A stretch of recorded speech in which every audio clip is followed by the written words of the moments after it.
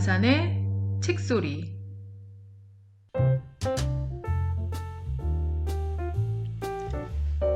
니체는 이렇게 물었다. 당신의 삶은 괜찮으세요? 마음대로 풀어쓴 짜라투스트라는 이렇게 말했다. 정화지음. 찰나마다 빛나는 삶. 이제 넘어서기의 마지막 걸음을 이야기할 때가 됐군. 죽음이야. 실제로는 매일매일 어제를 죽이면서 오늘을 살고 있지만 오늘을 어제의 연장선으로 생각하고 오늘을 내일로 연장하기를 기대하면서 경험하지 못한 내일이 혹시 오지 않을까 하는 불안으로 오늘을 살다 보니 사는 일이 불안을 동반하는 일이 되고 말았어. 어제의 죽음을 축하하면서 오늘을 축제처럼 불안 없이 맞이할 수 있는 것은 죽음을 승리로 받아들이면서 매 순간을 완성시키는 사람만이 할 수 있는 일이니 쉬운 일은 아니지. 그렇게 창조하는 것이 창조자로서의 삶과 죽음이야. 죽음을 통해 삶을 창조하는 능력자여야 당당한 오늘을 살 수 있고 죽음의 내일이 불안하지 않아 두려움 없이 성큼 다가갈 수 있다는 것이지. 죽음을 맞이하는 태도가 자신의 어제와 오늘 그리고 내일을 스스로 창조하면서 살아왔는지 벌레 먹는 어제를 내일로 연장하려고 길을 쓰며 살아왔는지를 알 수 있어. 죽음을 갈망하는 것 또한 부질없는 일이야.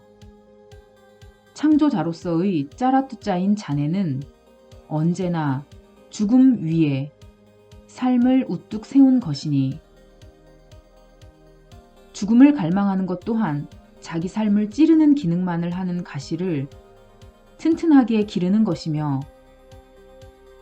가시에 찔린 곳마다 아물지 않는 상처로 창조된 오늘을 서서히 죽여가는 기술을 익히는 일이니 아니요 라고 말할 수 있어야 돼. 아닌 것에도 예 라고 대답해야 된다고 배웠던 어제를 도려내고 아니요 라고 말할 수 있어야 창조자로서의 자유를 실현하는 삶을 사는 것이야. 자유를 실현하는 삶이란 수평선 너머로 사라지는 태양의 빛이 장엄하면서도 가슴 따뜻하게 하듯 힘차게 솟아오는 태양이 오늘을 뭉클하게 하듯 삶과 죽음을 관통하는 자유를 만끽하는 삶. 순간순간을 자유롭게 죽이면서 순간순간 새로운 삶을 창조하는 삶.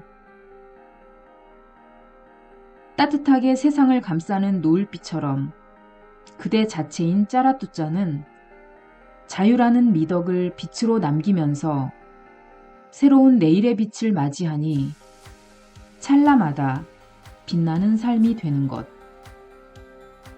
이것이 삶과 죽음을 축제로 맞이하는 창조자의 자유. 땅을 버타며 살아가는 모든 생명체가 사랑하는 방법이 그래. 땅이 펼치는 창조 행위와 공명하는 것이지. 생명의 황금빛을 주고받는 행위가 삶과 죽음이라는 것이야. 안녕, 또 만나. 풀밭 같은 부드러움을 키워가길. 다시 산으로 올라가 오랜 시간 고독한 상태에서 지혜를 증장시킨 짜라투짜. 안팎이 구별되지 않는 지혜의 신체가 되자 더 이상 고독한 생활을 보낼 수가 없다는 것을 꿈이 예시했지. 꿈에 거울을 가진 아이가 나타나 나 짜라투짜에게 얼굴을 보게 했는데 앞불싸 악마가 나를 보고 비웃으며 얼굴을 찌푸리고 있는 것이 아닌가. 짜라뚜짜의 제자라고 해도 원래 하늘을 섬기는 이들이라 짜라뚜짜 없는 동안에 짜라뚜짜를 섬기려는 일이 벌어진 것이 틀림없다는 예시였지. 놀라 깨어났고 다시 내려갈 때가 됐다는 신호라는 것도 알았어. 꿰뚫어보는 능력을 가진 독수리와 보이지 않는 곳을 찾아 기어코 무엇인지를 알아내는 활동을 하는 지혜로운 뱀도 함께 놀랐어. 안팎으로 가득 찬 지혜의 빛이 솟아오른 아침 햇살과 어울려 행복한 아침이었는데 아침 햇살에 어울리는 지혜를 골짜기 가득 차게 해야 할 때가 됐으니 이젠 침묵이 더 이상 금이 아닌 때가 된 거지. 지혜의 말을 계곡물처럼 쏟아낼 수 있는 고요한 호수가 새 길을 낼 때도 됐다는 뜻이야. 묶어둔 고삐를 풀어주자 기뻐 날뛰는 짐승처럼 산을 내려가야 할 시기가 되자 지혜도 날뛰기 시작했어. 질풍처럼 달리는 지혜의 폭풍이어야 적과 친구들이 기다리고 있는 행복이 가득한 섬으로 쏜살같이 갈 수 있고 거친 지혜로움이어야 적이라고 해서 천천히 질려 죽게 만드는 것이 아니라 존중하는 뜻으로 단숨에 물리칠 수 있거든. 친구들은 말해 무엇해 바로 알아듣게 해야지. 산에서 지혜를 잉태하는 동안 지혜의 싹이 자라지 못해 사막이 된 곳에 다시 지혜가 자라날 수 있는 비를 내려야 해. 먼저 우박과 소나기를 콸콸 쏟아 사막의 모래자갈을 밀어내고 그 속에서 숨죽이고 때를 기다리고 있는 연약한 싹들을 흠뻑 적셔 뿌리를 튼튼하게 내리게 해야 돼. 뿌리가 튼튼하지 못해 땅의 미덕을 본받지 못하고 하늘만을 향했다가는 사막보다 못한 삶을 살 수가 있거든. 나의 지혜가 쏟아붓는 물길을 벗삼아 자네의 짜라뚜짜도 잘 자라기를. 짜라뚜짜야말로 지혜를 낳는 소중한 상속자 아니겠어? 사막을 이겨내고 풀밭 같은 부드러움을 키워가는 자네의 가슴이 지혜의 숲으로 채워지기까지 노고를 아끼지 않는 나는 자네의 친구. 친구, 부디 지혜를 전승하는 창조자가 되기를.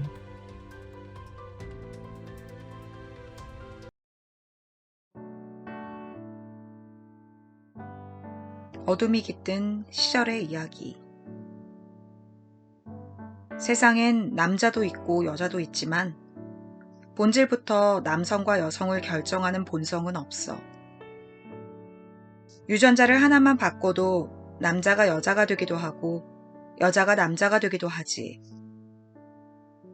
그런데도 세상은 본질적인 남자와 여자가 있어 생각을 훈련시키면 남자는 여자를 잃고 남자만 되고 여자도 남자를 잃고 여자만 된다는 뜻이야. 나 짜라뚜짜가 어둠에 깔리는 시간에 살금살금 기어나와 걷던 시절에서는 알 수 없었던 사실이지. 짜라뚜짜도 다 아는 것이 아니야. 허나 어제의 습속을 번개보다 빠르게 바꾸는 능력을 언제 어디서나 발휘하는 것이 짜라뚜짜이기에 그와 같은 구분이 다 학습된 것에 지나지 않는다는 것을 금방 알아차렸어. 행복도 그래. 남자만 스스로 의지하는 것을 행복으로 삼는 것이 아니야. 모든 생명들은 다 스스로 의지하는 것을 행복으로 삼아 의지할 수 있기에 살아가는 것이며 살아있는 것이거든. 권력자는 다른 사람의 의지를 권력자의 의지로 바꿀 수 있는 환경이 생겨나면서 탄생된 것인데 남자와 여자 사이의 권력관계는 다른 것에 비해 원초적이라고 할 수 있지.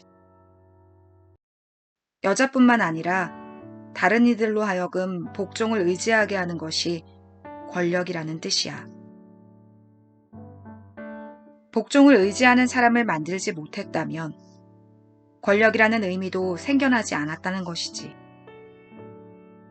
그러다 보니 복종하는 자의 본성은 표면과 같게 되었고 권력자의 속은 알 수가 없는 것처럼 됐어. 권력에 따라 빛의 속도처럼 변하지 않으면 살 수 없도록 만들어 놨기에 어중이 떠중이들은 졸졸 흐르는 물속처럼 복종하는 속내를 훤히 드러내 보일 수밖에 없었다는 것이야. 진짜 속내가 무엇이든 그렇게 보이지 않으면 위험분자로 찍혀 살아남을 수가 없었거든. 반면 권력자는 쉬이 속을 보이지 않아도 됐기에 깊은 것처럼 보이는데 기침 소리만 듣고서도 그 뜻을 헤아려 일사불란하게 움직이는 복종을 의지하는 자들이 있었기에 가능한 일이지. 이를 심기를 살핀다고 해. 심기를 살펴 복종의 내용을 다르게 한다는 뜻이야. 생명의 운동에서 보면 말도 되지 않는 일을 하는 것이 지성의 작용이 가장 뛰어났다고 뻐기는 인간 군상의 일상이라니.